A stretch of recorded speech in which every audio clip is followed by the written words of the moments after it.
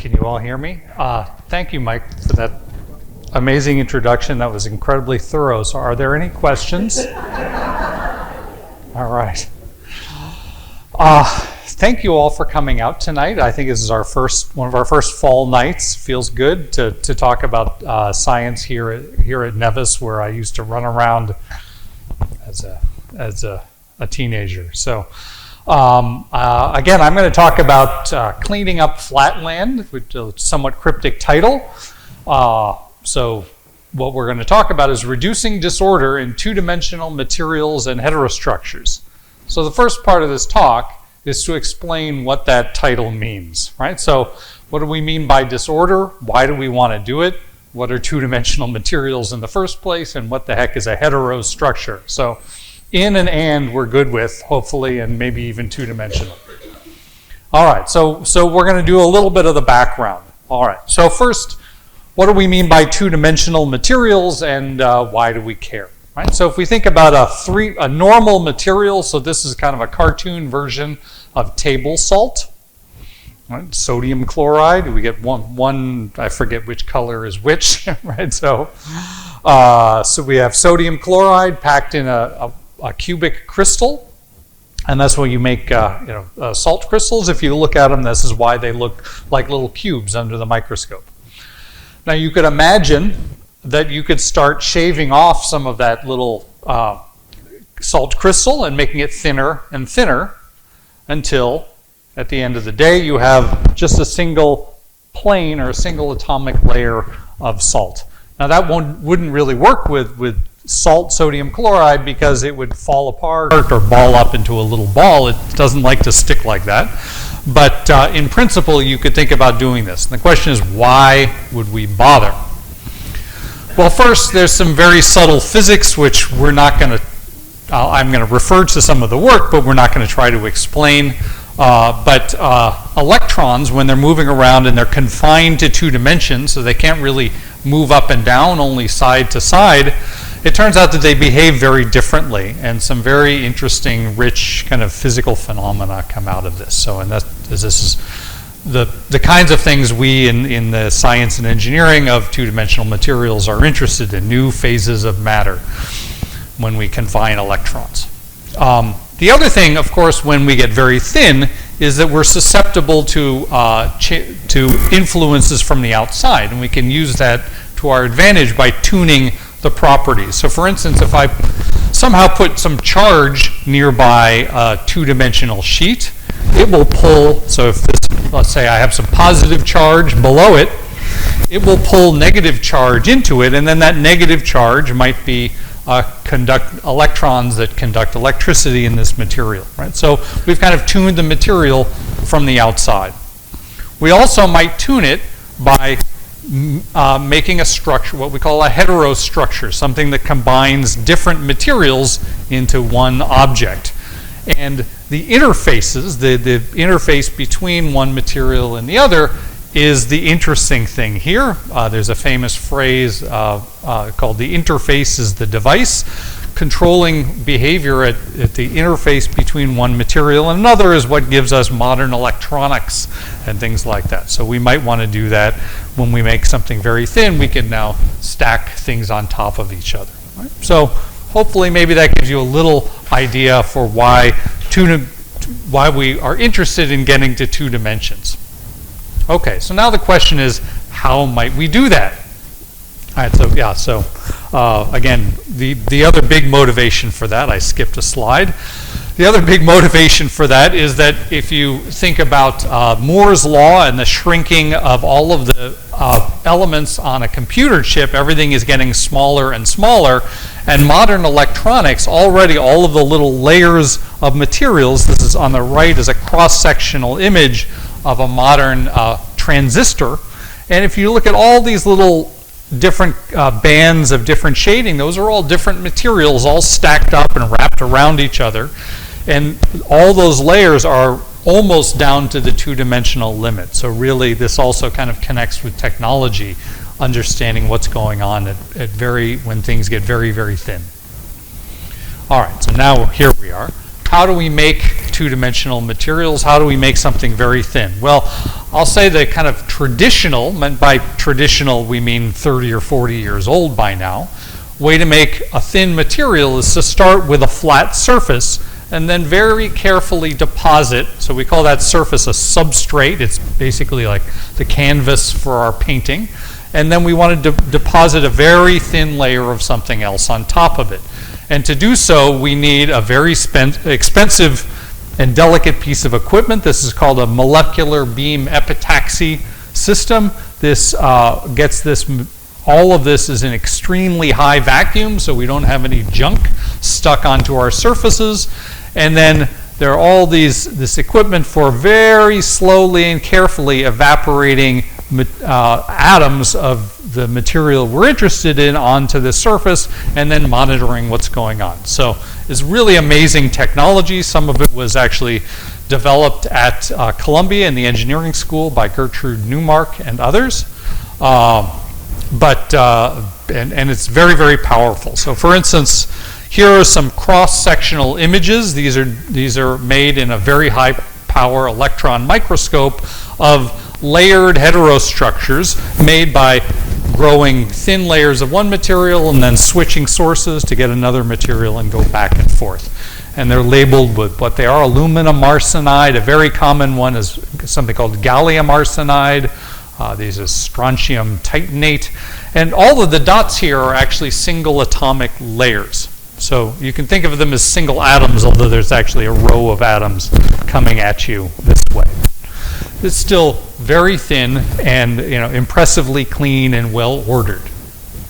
This is many, many decades of work by thousands of people, or at least hundreds of people, to get this all to work.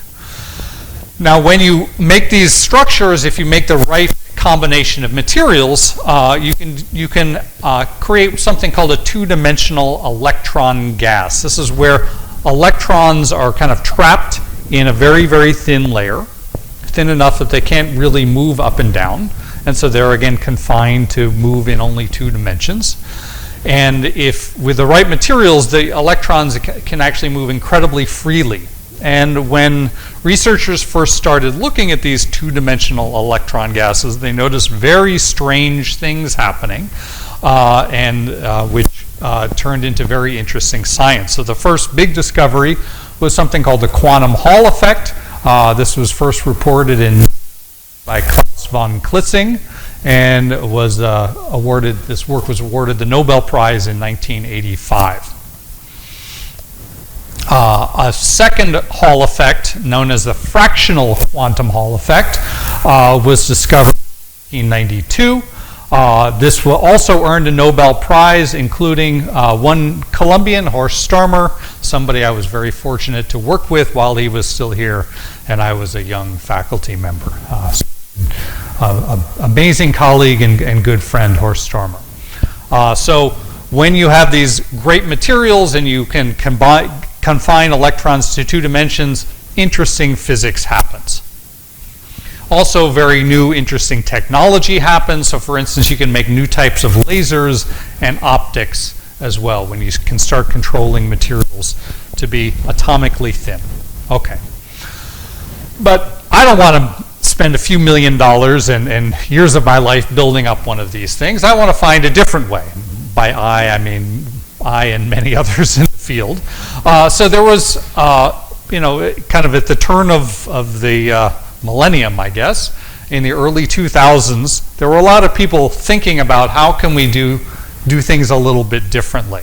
And one of the ways we could think about getting to 2 dimensions is by starting with a 3-dimensional material and thinning it down. But we have to think about the right material to start with. And a natural material to start with is graphite.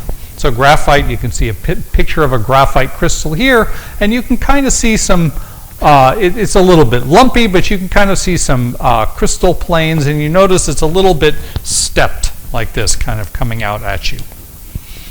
So when we look at the crystal structure of graphite, it turns out that it's made of planes of atoms. So this is what this individual plane of atoms is. You can think of it as a molecule, and so we call it graphene, like benzene or some, so it has a molecular name. But in graphite, of course, many of these layers are stuck on top of each other. These are very weakly bonded. They're held together by something called the van der Waals force. It's almost like a static electricity.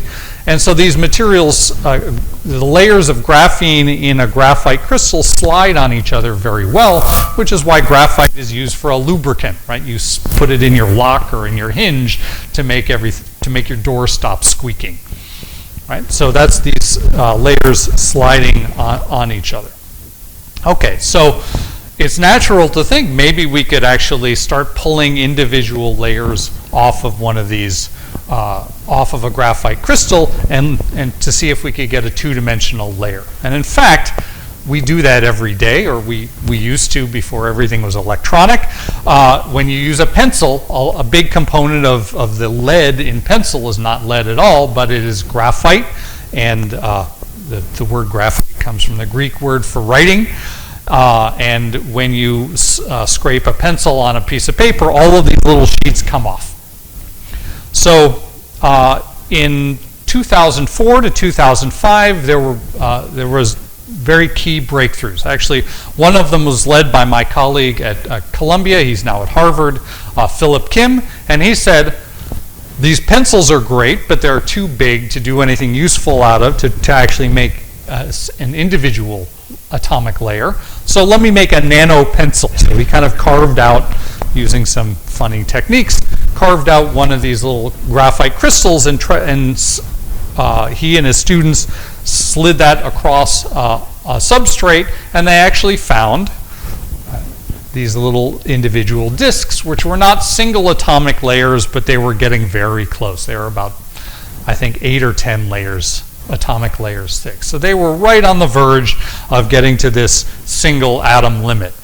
Unfortunately for them, although Philip has done very, very well for himself, he and we were scooped by a team at the University of Manchester who used actually an even simpler technique. They used Scotch tape. So they took they took a crystal of graphite and just split it in half a bunch of times until it was kind of coating a piece of Scotch tape. And they rubbed it on a little silicon wafer, and they were able to find little pieces and isolate ones that were very, very small, and showed that they were thin enough to behave as if they were two-dimensional. So this is their paper from 2004 in the journal Science. So I was telling Mom about today's talk, and she said, "Well, didn't you discover graphene?" No, I didn't. So this work got the Nobel Prize in 2010. But I was one of the referees on the paper. I can't tell them that. And in the fine print at the end of the supplementary materials, we thank the anonymous referee for pointing out that. So I found a little mistake in their paper, and I corrected that. So if they would just share some of the Nobel Prize money with me, that would be great. But anyway, so that I didn't invent it, but I had a hand in it somehow. That was fun. That was good times. Okay, so why did this Scotch tape thing work? Why did these guys get the Nobel Prize and not anybody else? And it turns out what they did was very clever. They said, let's use this really brute force, low-tech technique, but then have a better way to find the graphene. And what they realized, so when you do the Scotch tape, you just get this debris field on your little substrate. This substrate is made of silicon, but crucially it has a layer of silicon dioxide on top. This is a very common platform for building electronic devices. So that little layer is thin enough. It's about 300 nanometers thick, which is comparable to the wavelength of visible light. And when you have something that's very thin, comparable to the wavelength of light, you have something called interference. Interference will change the color of things, and that's why we see these kind of stripes, rainbow effect in a soap film. So this is a soap bubble, and you can see different colors as the thickness changes. And so you get the same interference effect, and it turns out that interference effect really amplifies the difference, the contrast between layers on top, if you kind of tune everything just right. And so what you can find on the surface of this thing is if you zoom in from here, you can actually see things like this. And what you notice in this image, and I've kind of labeled it for you, is that you don't just get kind of a mushy continuous change in the color or the contrast. You get fine lines. And each of those lines is a step where I have one or a few, one more or fewer atomic layers. And we can actually find that, we can kind of calibrate that, and we can realize that this layer is a single atom of graphene. This is what we call a bilayer. It has 2 atomic layers. This one is a trilayer, and then these are thicker and thicker and thicker. So it's this optical contrast that really was the trick to getting the Nobel Prize and exploded the research field of graphene, because anybody could go back to their lab with a microscope and do this very quickly. The same team in the year after showed that this technique worked not just for graphite and graphene, but for a whole host of other materials. And so this is now this kind of huge field of 2-dimensional materials. So this is what I called in the title Flatland. But we have now this big library of different materials with different properties, all of which can be what we call exfoliated using Scotch tape, and we can find them on little flakes under the microscope. The ones I'm going to talk about today are graphite and graphene, something very similar called hexagonal boron nitride, and then a family called transition metal dichalcogenides. Okay, so flatland is great. Why do we need to clean up flatland? Right? And that gets back to the kind of search for new physics and also better operating electronic and optical devices.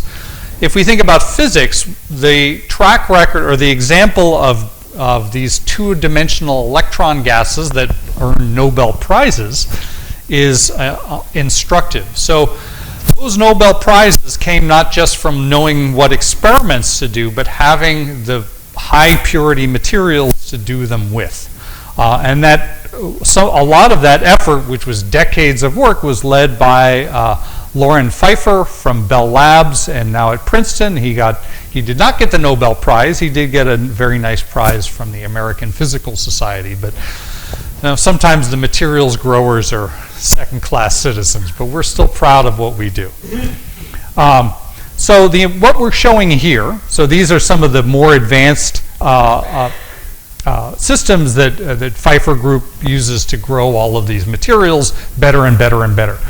So this is a kind of a famous plot that's been updated over the years, and what we're showing that at low temperature, the quality of these materials is reflected in something called the electron mobility. And I'm going to get to that, so just hold that in your brain. And what we can see is that electron mobility, this is a log scale, so every few years is going up by another factor of 10. So it started at, let's say, a little over 1,000.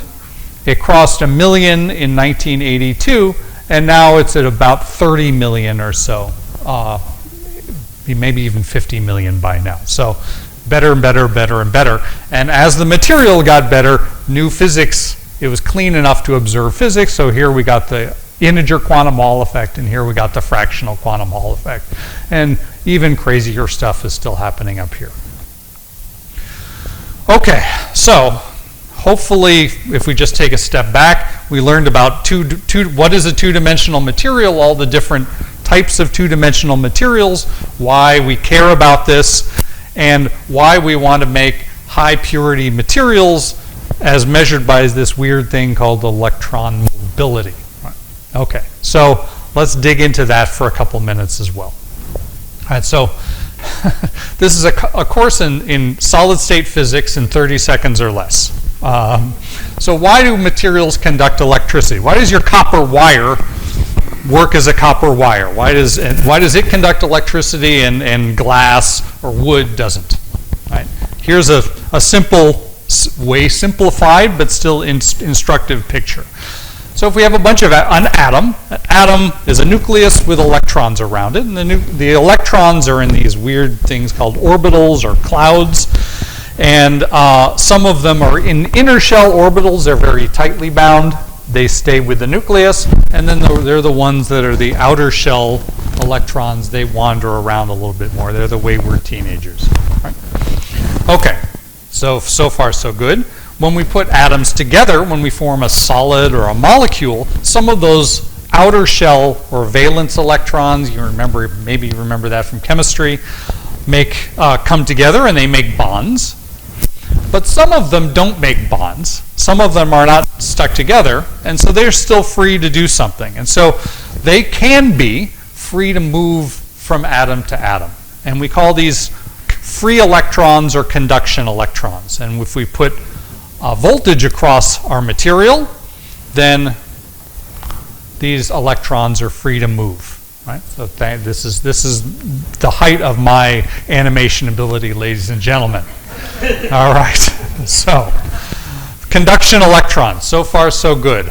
All right. So what makes some materials conductors, some insulators, and some in between, more or less, is how many of these free conduction electrons they have. An insulator doesn't have any.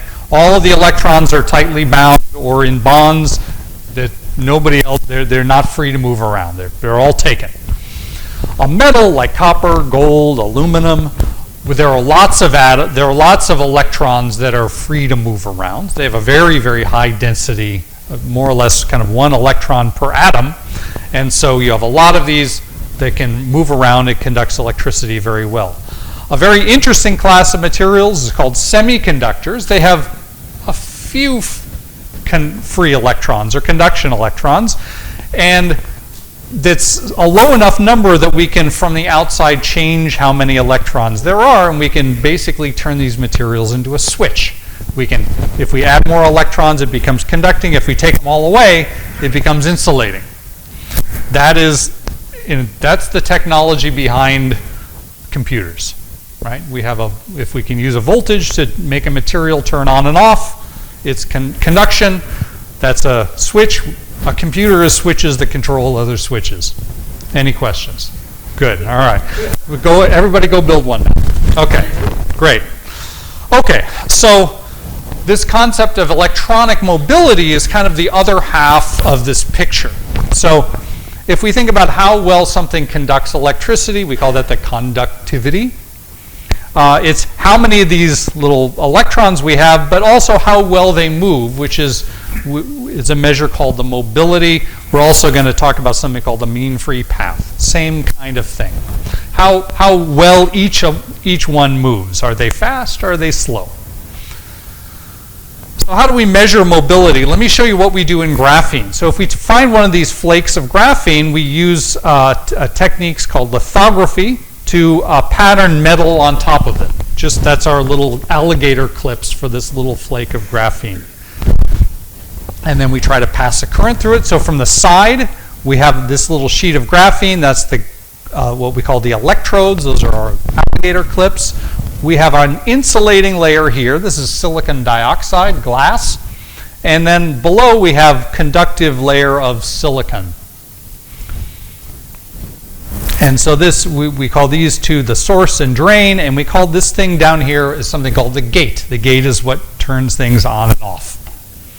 So again, we apply a bias across the device. We try to say, all right, come on, conduct electricity. But graphene is very funny. It actually has no conduction. Ideally, it has no conduction electrons at all in its natural state. But if we apply a voltage to this gate, we can put a charge on the gate, and that charge will attract conduction electrons into the graphene, and now it can conduct a current. So we can say, all right, I put a voltage on, which changes how many electrons I have here, and I can measure how much current I've got. Now I can increase that voltage, and I get more electrons, still going the same speed, and I get more current. All right? I increase the voltage a little more, I get more of these electrons still going the same speed, more current like this, and etc. Right? So looking at how fast this current goes up when I add more electrons to the system is what we call this mobility. It's the slope of this line. High mobility, clean materials, low mobility, bad, dirty materials. And in fact, that's exactly what we see in graphene, almost. So let me show you. So this is some early data on graphene sitting on silicon dioxide. This is the symbol for conductivity, but it's basically how much current is flowing. This is this voltage we apply here, which is just changing how many electrons we have here, and we can see the conductivity going up. The funny thing is we can actually do it in the opposite direction. We can not only bring negative charges into the graphene, but we can bring positive charges into the graphene. That's a whole other strange thing. Invite me back to talk about that. All right. So let's one thing at a time. Okay.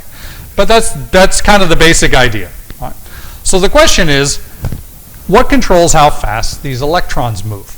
Right? If you apply an electric field, they should accelerate and zip very quickly like they're in the accelerator down the hill. They don't do that in most materials. Wires have resistance. You try to put a current through them, they get hot. Right? So we're somewhere that energy is being lost to heat somehow. Why does that happen? Well, a very strange thing, kind of a very strange property of materials is that the electrons from the material itself don't actually notice that the atoms from the material are there. So they don't bounce off the atoms at all. An electron, if we have a perfect crystal, an electron from that material can just move through it as if nothing is there, which is, that took a couple hundred years to understand. You know, only in the kind of early 20th century was that understood. But of course, there's no such thing as a perfect crystal. Every crystal, every material has some imperfections. So here are my cartoon of imperfections, little blobs of something. We don't know what they are. And what happens is when we try to pass an electron through a material, it's going to bounce off of those imperfections. We call that bouncing scattering. And so here's you're getting the best animation I've ever done. So that's the scattering we get going through a material. And we can kind of quantify that. We can say how far roughly does that electron go between bounces. And we can call that something called the mean free path, but that basically is we have to multiply it by something, but that's basically the same as this mobility. The longer mean free path, better, the electrons are more mobile. So that's the average distance between bounces. Let's put some numbers to this. So a copper wire, which is very conductive, the mean free path is actually very short. It's only about 20 nanometers at room temperature. So every 40 atoms or so, the electron is bouncing. So even though copper is a great conductor of electricity, it's not because of its purity, it's actually because it has so many free electrons. There's just lots of them. On the other hand, these two-dimensional electron gases that we have to grow in these molecular beam epitaxy machines and all these things like that, at low temperature, their mean free path can be something like a millimeter. So now the electron can go through that system and not change direction for 20 million atoms. So it's a big difference, right? It's really a huge difference in how conductive or how high the mobility is in one material versus the other. So we're still in the introduction of this talk. So to get the introduction over, the longer mean free path, higher mobility, means better performance of devices in your computer, things like that, but also new physics. It allows all the subtle physics where electrons are interacting with each other to emerge because they're not bouncing off other stuff and having kind of everything be randomized. So hopefully we can kind of take that as a given without proof at this point. But that's kind of what we in the materials field chase, is cleaner materials where the new stuff is the electrons are kind of undisturbed enough that they can form new phases and do strange things. Okay, so now the question becomes, every slide we learn one thing and it leads to another question. What are these little blobs of junk? Let's be a little bit more specific. So one of the things is just every crystal, if it's at a temperature above absolute zero, is vibrating. And so actually those vibrations in the crystal can make electrons bounce. Right? And so, well, what we do is we cool things down. So that's why every solid state physics lab has a liquid helium cryostat that brings things down to 4 degrees above absolute zero or even colder. So very, very, very cold. Let's keep everything from vibrating. So that's a big thing. But that's kind of a done deal. We know how to do that. Now, if you're looking at a new material, you also have to think about, in that material, it may not be perfect, right? We can draw a perfect thing on PowerPoint, but when you make it in the lab, it may have imperfections. It always will have imperfections. And those imperfections can be, for instance, just a missing atom. We call that a vacancy. Or it can have an atom, something that's not supposed to be there. We call that an impurity. There are other things, but that's the general idea. The other thing we can have is that the material may not be one continuous crystal. We may have little crystallites that are stuck together that are in different orientations. In between them, we'll have grain boundaries. So here we have just graphene that is a different orientation, and at that grain boundary, that's a big defect that an electron can bounce off. So to make better materials, you have to address all of these issues. So that's already enough work, but let's make things a little more difficult. We're in Flatland, where we love the idea of modifying materials by changing their environment. But there's a flip side to that. That means all of the disorder in the environment also matters. So for instance, if there are charges nearby, those will scatter electrons in the material. Right? So we have to keep those away. If the material is wrinkled, that static wrinkle is like a vibration, and that can also make electrons bounce and scatter. So we have kind of two big challenges. So now I'm finally, got to talk faster, through the introduction. That was a good one, though. I hope we learned something from the introduction, and on to actually what the heck we've been doing. And I'm going to talk about two cases. So how are we cleaning up Flatland? The first is reducing disorder from the environment, keeping the outside stuff away, and the second is growing purer materials. So the first case is for graphene. So graphene, it turns out, is pretty darn perfect. The graphite, when you exfoliate it, the actual atomic lattice is very, very close to perfect. So we don't have to fix that. The problem is that substrate we used is not perfect at all. And this silicon dioxide glass has a lot of, it's not a perfectly ordered system. There are lots of dangling bonds, and some of them have positive charge, some of them are negatively charged, and the surface it looks flat to us, but to a piece of graphene, it's a little bit rough. So that limited the performance of graphene for the first few years, and the field got kind of stuck. And we at Columbia started thinking about how to unstick the field. And what we realized is we needed something better to put graphene on, and we came up with a good candidate, something called hexagonal boron nitride. So this looks a lot like graphene.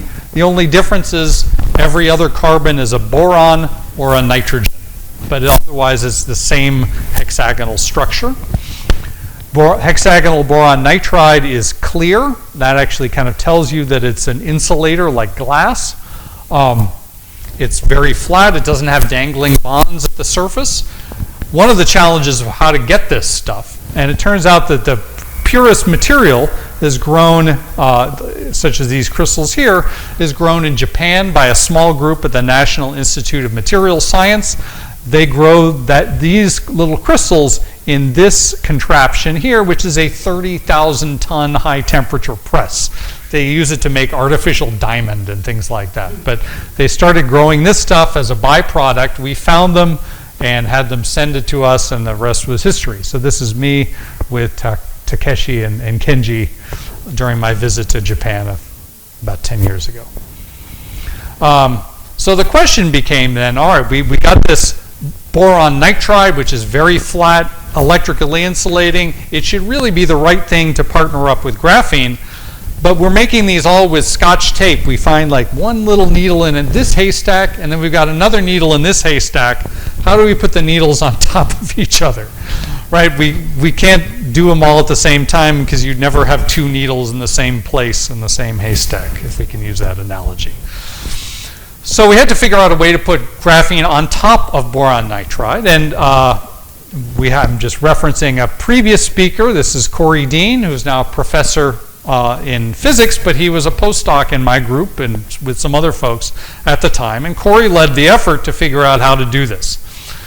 And what he developed is this very simple technique where you use under a microscope with these little manipulators. You find a piece of graphene, and the first technique was to put a thin layer of a plastic polymer on it and then peel it off, put it onto a kind of a glass cover slip, and then drop it down onto a piece of boron nitride. And then by heating it up, we soften the polymer, could kind of get rid of the glass slide, and at the end then we dissolve the polymer away and we get the graphene on top of the boron nitride. So it's transfer of one material to the other. So here are the this is the first device that was ever made. We put electrodes on it, and lo and behold, we saw, this is again conductivity versus gate voltage. We see on silicon dioxide, we get kind of this slope. On boron nitride, we get much better conductivity. I think I put an arrow there, right? So it's just working a lot better. We get rid of all the junk from the surface. The graphene behaves a lot better. A little bit later, so we started going crazy with that, making all kinds of devices and doing lots of physics. Many people around the world picked up that technique, and then we all kept innovating. What we realized a couple of years later was there was actually a little bit better way to do this. This was, of course, a complete accident. We were trying to stack these materials onto each other, and we realized one time, instead of putting down the thing we were trying to drop onto, came up with everything else, and we said, we can not only drop down, we can pick up. And so then we said, why don't we just take our top piece first and build this stack of materials from the top down. So top, pick up, pick up, pick up, pick up, drop it down. So we call this pick-up assembly. Not very creative name. I think I have a movie of this, but I think in the interest of time, I will. Well, let me show some highlights. This is another colleague of mine who made a movie about this. So I'm going to just fast forward through the movie, but here we are with that microscope, and the slide actually, this is the heater that changes how sticky our polymer is. There's our starting materials. There we are. That's the little stamp, the little rubber stamp on the glass slide. And here we are going, let me see if I can talk, too much talking. There we go. So this is what these little flakes look like. Again, it's just a random debris field. You have to know what you're looking for. You find it, you put your stamp down, put it down, drop it down, and then there we are actually going to pick up. And that's about it. All right, so that's the idea, right? So here we are putting polymer down. This is literally watching paint dry in the lab. It takes a while, but this is what we do. And there we go, we pick it up like that, and we repeat the process. So we're going to zoom through this to save a little time, but just to show you, here is now with some of these stacked on top of each other. I think we have a nice image at the end. Let's see, there it is, right? So there we are, this little stack of materials at the end, right? So pretty cool, hopefully. And let's see, where is it? I got out of presenter mode. Give me a second. There we are. All right. Okay. So when we take a look at one of these stacks we made, which is just sitting on the lab, it's this still pretty low tech. But when we cross-section this using some very expensive equipment, high-resolution electron microscopes, what we can actually see is individual layers of atoms. That's what each one of those little lines is in these images. And we can make this. So this is our boron nitride atomic planes. Here's our atomic plane of graphene carbon. Here's more boron nitride. And what you see here is what you don't see, which is anything else. It's very, very clean. It looks just as clean and pristine as those images I showed you of the materials grown in the $1 million equipment. This is much less than $1 million. And when we measure something called the mean free path, see, I told you we'd use it. What we find in this case, that the mean free path of every device we make is actually as big as the device. That means the electron just goes from one side to the other without bouncing at all. So that's pretty good. That tells us we really have amazing performance. This is a mobility of like 1 million, so not quite up there with gallium arsenide yet, but that's because we just can't make big enough devices. And this led us to, here's a slide of random things that just blur, don't worry about it, but lots of new physics. So we got to do a lot of studies at Columbia in partnership with lots of people around the world. Very, very exciting to just have the cleanest, best materials that lead to all sorts of new discoveries. Beyond that, this ability to just start stacking materials onto each other led to a field of making two-dimensional heterostructures. These are sometimes called van der Waals heterostructures because they're held together by these van der Waals forces. And we and lots of other people around the world started then thinking about what are all the different materials we could stack on top of each other. And this is some of what Corey talked about a couple years ago. Not only can we control what materials we're stacking, but how we're twisting the materials as we go. And when you add twist in certain cases, you get really strange behavior that's another 10 talks worth of stuff. Okay, but just to say that this focus on high-quality, clean materials actually led to kind of new ways of building materials and whole new directions that weren't there. And it was motivated by just, can we get this stuff clean and can we make it work better? Okay, so I'm going to call this one done. We found a new environment for graphene. It's very happy. It led to all kinds of great things. Let me try, without taking too much more time, to talk about case 2, which is growing purer materials. And the materials I'm going to talk about are transition metal dichalcogenides. These actually look a lot like graphene. There's these planes of stuff, but each plane has 3 layers to it. In the middle is a transition metal. That's some of these atoms here in the periodic table, things like tungsten or molybdenum, niobium. And on top and bottom are planes of chalcogen atoms. These are things like, these are in this column over here, things like sulfur, selenium, or tellurium.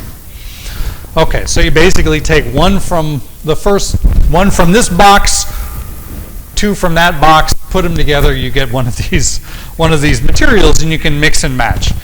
These may seem like they're a little bit exotic, but again, they're actually, some of them are quite common.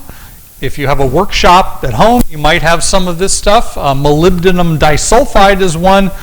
You can order it on Amazon. It's also a very good lubricant because it's the same thing. It's slippery. These planes slide on top of each other.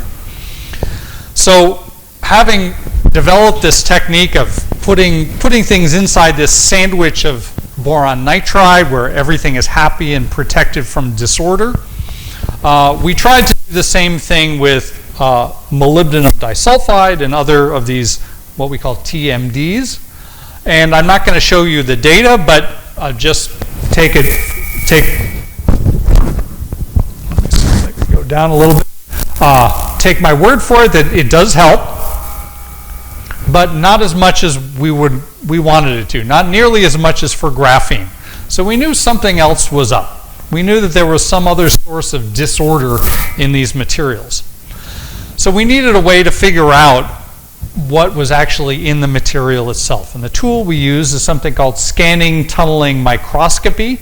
It's a very precise version of a phonograph needle, kind of, that basically takes a very sharp metallic tip and slides it across a material. And by measuring how much current you get between the material and the tip, it can kind of sense what the topography of the material is. And you can make maps that actually are at the atomic scale. So this is again, this was also won the Nobel Prize. I don't have the citation for that here, but you can see atomic structure on the surface of a material using what's this called, STM. And this is our STM at Columbia. This is our postdoc, Madison Holbrook, proudly standing by the STM, which she runs night and day. So here's what we hope to see. So we cracked open one of these materials, we cleaved it so we had a nice fresh crystal face. We put it in the STM, and we were hoping to see some nice pretty picture like that. What we saw instead was something a little bit good. You see it, right? So nice, not so nice, right?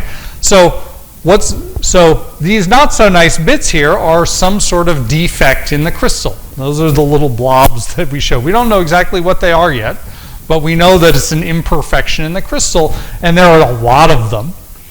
And we knew that that was going to be very bad. So we actually started growing our own crystals. So here is the process of growing crystals.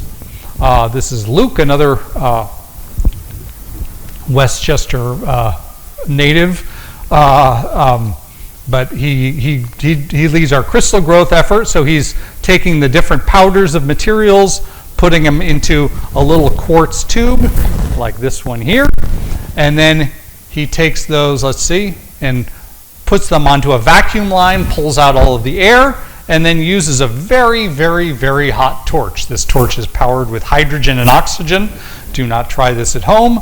But this actually melts the quartz tube at well over 1,000 degrees Celsius and seals it off, so you have a sealed tube like this, right? So now this is a vacuum inside, and so here is when we really get the torch going, you have to put it behind a shield, so it gets very hot. We take this thing and we put it in an oven at about 1,000 degrees Celsius for a few weeks, cool it very slowly, and we get a bunch of stuff on the inside, and inside that bunch of stuff are these little crystals that we pop out and look at. And I brought some of those in here if anybody wants to look afterward. Okay, so that's crystal growth. So this is 6 or 7 years of work in one slide. But what we've been able to do by changing the way we do this crystal growth is reduce the density of these defects. So here's what we started with. You can see just fewer spots, even fewer spots in here. I've circled, there's only one of these defects in this window here. So this is about 1 defect per 100 atoms, and we've now gotten to about 1 defect per 100,000 atoms. That's pretty good, unless you think about ultra pure silicon, the stuff in your computer, which is 1 defect per 100 million atoms. But okay, they've had a few more $1 billion to spend than we have. So, okay, but we made huge progress. And again, that leads to higher, this is mobility, this is the symbol for mobility. It's gone up from about 2,000 to about 20 or 30,000, so about 10 to 100 times better. So it's a lot better material, it's a lot cleaner, it does a lot of interesting things. This is the impressive graphs, which I'm not going to explain at all, slide, but there's a lot of physics, again, that comes out of these higher quality clean materials. The last story I want to talk to you about, just in terms of these materials, is now we've reduced the defect density by changing how we do the growth, but we kind of hit that, we had a limit a couple of years ago, and we said we really need to know the remaining defects, the remaining impurities. What what is it? Is it an atom missing? Is it the wrong material in there, or are they just atoms out of place? And so we looked very carefully at the defects. So here you can see kind of two that look a little bit dark, and here that two that look a little bit bright, and they all have this kind of somehow triangular shape. And so we look really closely with a magnifying glass, and there it is. Okay, so what does this tell us? Well, it confused us. Especially Madison was nearly pulling her hair out. And the reason it confused us is because when we said, all right, well, these are probably the atoms on the top surface. And so we just kind of connect the dots here. What we see is the center of our defect is not where one of the atoms should be, but it's somehow in between where the atoms should be. So how can you have something out of place where it was never there in the first place? Enough to drive you crazy, right? So something was wrong here. So when this confuses you for a while, you keep taking steps back and you have to question your assumptions. So we started to say, what the heck are we actually seeing when we do this scanning tunneling microscopy? So what we expect to see, what everybody in the field assumed, was that, okay, we're going to see this is our kind of cross-section image, this is our transition metals, this is our sulfurs or seleniums on the top and bottom. So we're probably just going to bounce over these atoms like this. That's what we do in the cartoon. And so what we expect to see is these bright spots are probably these chalcogen atoms at the top. So I made them a little bigger in this cartoon. So you just kind of imagine this array of yellow dots. And that makes sense. So in fact, when we take one of our images, see, I get yellow dots here, and I had yellow dots on the PowerPoint image. So that's proof, right? Okay. Yeah, too smart for me. All right. So the problem is, we could maybe say maybe the yellow dots are our metals instead. Somehow they're showing up brighter in this image. Or maybe we have that. Maybe somehow the bright spots are actually the spaces in between. How do we tell? Unfortunately, atoms don't come with labels, right? So, proton, right? Yeah. Nope, doesn't work that way, right? So you can't write anything smaller than an atom on an atom. So, but we did have an advantage. We had a very clean palette, or clean canvas to start with. So what we came up with is the idea of let's mix a little bit of controlled junk, controlled impurity into our crystal. So for instance, if we have tungsten selenide, so all of these yellow atoms are selenium, but we mix a little sulfur in there, we know that every once in a while we're going to get a sulfur atom in place of selenium. So we know exactly what that's going to be. And when we image this crystal, we see a whole bunch of these defects like this, which we all know have to be these, because without the sulfur, it was very, very clean. And again, we can zoom in. And then we can say, all right, how we know that this has to be in the center of this little splotch here. So how do we orient this on top? So we kind of say, well, maybe this impurity is here, and the other atoms are like this. So in this case, my overlay wasn't perfect, but we're going to assume our bright spots are metal atoms. But you have to be very careful. If I just turn my model upside down, I can also fit by putting the metal dots, metal at the dark spots, and that puts the bright spots in the middle of those hexagons. So with this one experiment, we've ruled out, we know that the center of this thing can't be where the chalcogen atoms are, but we don't exactly know yet what we've got. So we have to do the other experiment. We can now mix in molybdenum with our tungsten selenide, and now we're going to have, again, we have a crystal with a bunch of new types of defects. This is a little hard to see, but you can see kind of a darker triangle with a smaller upside down triangle in the middle, and right in the center, that's the center of our defect. And so now look at that. We can slide that over, and the same thing, we now get a nice fit like this. So by this kind of process of elimination, what we've realized is there's only one orientation where both of these are true, and that's where these bright spots are not actually at the atoms, but they're in between the atoms. And that turns out to be some very interesting physics. This is something called topology, which has to do with the phases of these electron states and constructive interference between them. It's very abstract, but if you had come here last December, you would have heard a fantastic talk about it by our collaborator, Raquel Quiroz. So if she ever comes again, she gives a great talk and is really brilliant. Okay, so we found out now at least what we're looking at. Through some other analysis, which I'm going to skip over, we realized that we had a lot of oxygen in our crystals. And so now it became very obvious what we had, is that these defects are actually an oxygen substituting for our selenium. And that actually makes a lot of sense if I go back to our friend the periodic table,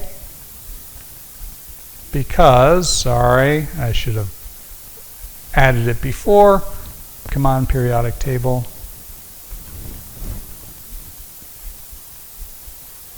There it is, right there. Oxygen is also in the same row as all these others, so chemically it behaves the same way. Now I have to go back. And hopefully, if I click too fast, we know it's going to crash the computer. So let's not do that. And we're almost done. So knowing now that our impurity is oxygen, we, with a little bit of intuition, again by making a mistake and thinking we're going to do something else, that's what we mean by intuition, we were actually able to add what we call a scavenger. During our reaction, we add a little extra stuff into our mix, something that grabs the oxygen and takes it away.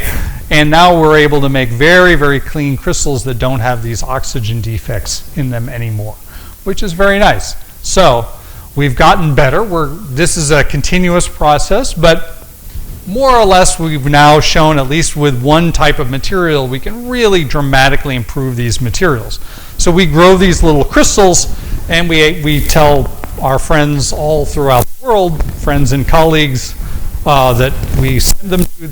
We are happy to share them with anybody who requests them, and they do science and they put our names on their papers, and it's wonderful collaborative work.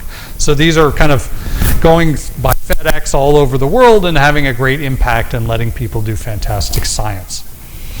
Okay, so in the abstract, I talked about quantum computing. So let me give you a 2-hour introduction to quantum computing. All right, let's not do that. Let me just do a couple of slides and then we're done. So you may have heard there's been all this hype about quantum computing. Between you and me, I don't know if it's ever going to actually work in a commercial, practical sort of way, but it's an amazing technology to push, and it drives very interesting science. So fun. So in one of these quantum computers, this is a refrigerator capable of cooling all of these circuits down to fractions of a degree above absolute zero. At the heart of this superconducting quantum computer is a little device that looks like this. It's a junction between a superconductor, which is aluminum, and a small insulator, and then on the bottom is another superconductor. This insulator forms a tunnel barrier, and the superconducting electrons can quantum mechanically tunnel across that. And in fact, just last week, the Nobel Prize, or is it this week? Last week, right? The 2025 Nobel Prize in Physics was announced, and it was for the physics of this macroscopic quantum tunneling of supercurrent across these Josephson junctions and the crazy devices you can make with it, including, hopefully, quantum computers. So what we've been trying, so this is almost exclusively done in all these very fancy quantum computers with only a couple materials, the most famous of which is aluminum with its native oxide, aluminum oxide, and then another layer of aluminum on top. It's a material system that works extremely well, but we want to explore other things. And so we've been actually building what we call a Josephson junction out of 3 of these layered 2-dimensional materials. One is our superconductor is niobium selenide, and our insulator is tungsten selenide. This was one of these semiconducting materials, but when we get it to be very clean, it becomes insulating enough and high purity enough that it actually can work as a Josephson junction. And what you can see here is actually we can flow current. In one of these devices, we can have a current with no voltage, even though we're going across an insulator. And so that's this, what we call this Josephson tunneling. So this actually works, which is, we are often, even though physics, you write down the equations, it's supposed to work. Sometimes when you take it to the lab, real world gets in the way. So it's still an amazing thing, I think, when the basic physics comes out in something that you put together with Scotch tape. Pretty, and some polymers under a microscope. Pretty amazing. And in fact, recently, I'm not going to explain this data, but this is some data showing that we've actually been able to make one of the little elements of a quantum computer, something called a qubit, and show that it has what we call coherence to it. And so that's kind of the basic property you need to have these funny quantum states that can talk to each other and maybe do things with. So it's still pretty bad compared to the stuff that people are using at IBM, but it's a start, and it shows the same basic physics. So that's very exciting. All right, so we're at the end of the story. I'm just going to leave kind of with one quick thought of what we are trying to do going forward. And that is, we want to get rid of Scotch tape as much as we love it. It's been 20 years. It's time to move on. And so in my lab, given that we're an engineering group, we really straddle engineering and physics and basic and applied. But we think we're the manufacturing people here. Let's be more orderly about this. And so we're trying to figure out how to have a robot pick up and assemble all these stacks of materials. But we want to first give that robot a very controlled parts box. So we want to really have a Lego box with 4 and 8 and 16 pieces of Legos instead of random pieces that we found under the microscope. So we're making progress. So this is a couple of images that have come out of the group just in the last few months. Here are some of the amazing students in the group. This is a hiking trip in the Hudson Highlands. This is our Madison's dog, our group mascot, Bijou. She lives in the office with us. And then I just want to share one final picture, and this is a thank you to my students, the students in my group, and not mine. I think I'm more theirs. They're the ones who do all the work, and we have a lot of people who have provided funding for our work, which is amazing. This is the thank you to Nevis and to the residents of Irvington. So this is the Columbia Space Initiative. This is an undergraduate team that has started itself over the last few years, and they've started building rockets and parts of satellites. They've flown things up into space, all kinds of crazy stuff. So this is our latest rocket, their latest rocket. This is a liquid-powered rocket that they launched last year at a kind of a college space competition. This was the first liquid-powered rocket made by a college team in the United States. Rah, rah, rah. It was, critical parts of that were tested right here at Nevis. So thank you to the Nevis folks for welcoming that, and thank you to the residents of Irvington for not panicking when some noises were heard. It's all very well controlled, but we really appreciate it, and thank you guys for all of your attention.